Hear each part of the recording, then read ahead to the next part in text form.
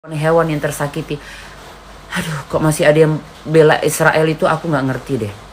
Aduh, talah. Seorang wanita asal Israel mengejek ribuan ibu di Gaza yang anak-anaknya dalam serangan udara Israel. Entok bukan si paling peduli ya, entok bukan si paling Islami, tidak gitu. Tapi entok ulangi lagi ya, entok ulangi lagi. Akal itu adalah modal kita untuk beribadah dalam versi agama apapun. Karena orang yang tidak punya akal yang sehat tidak dibenarkan dan tidak diwajibkan untuk beribadah. Dan tidak perlu mengakui adanya Tuhan. Karena kita dalam gangguan jiwa ataupun tidak waras.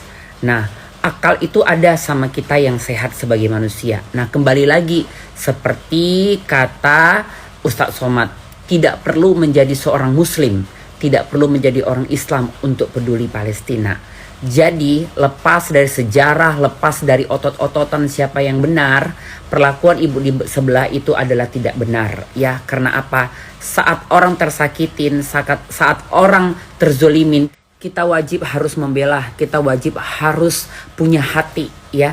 Minimal punya hati, minimal jadi manusia. Supaya kita peduli kepada orang yang kena bom tiba-tiba, kena hancur harta bendanya, kena hancur keluarganya yang tak berdosa, banyak perempuan-perempuan yang terlecehkan, tersakiti, ya, mati secara konyol. Kita sebagai orang yang punya akal sehat pasti peduli seperti itu. Nah, kepedulian itu bukan harus kita jadi ikut perang, bukan kita harus merasa, aku harus nyumbang nih 1 triliun, enggak, ya. Tapi setidaknya kita jangan pernah seperti ibu di sebelah, ya, itu aja deh. Karena entok pastikan seandainya pun aku pura-puranya lah tidak muslim, pasti aku tetap pro sama Palestina. Kenapa bilang? Banyak anak-anak tidak berdosa tersakiti di sana. Betul, betul sekali. Tersakiti. Jadi Palestina ini bukan masalah agama lagi, bukan masalah sejarah lagi, bukan masalah otot-ototan siapa yang benar, siapa yang berhak, siapa yang punya, gitu, bukan.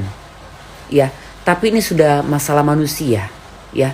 Masalah kemanusiaan, dimana cobalah dulu, apakah masih ada orang yang masih pro sama Israel itu dalam segi apa gitu, ataupun simpelnya gini, emang tanah, bumi, ya, pasir, harta, kekayaan, kekuasaan itu dibawa kita mati, berfungsi saat kita dalam kondisi sakaratul maut ataupun dalam kondisi sakit parah untuk menemui ajal kita, enggak kan? Nah, tapi di sana banyak anak-anak yang kehilangan ibunya.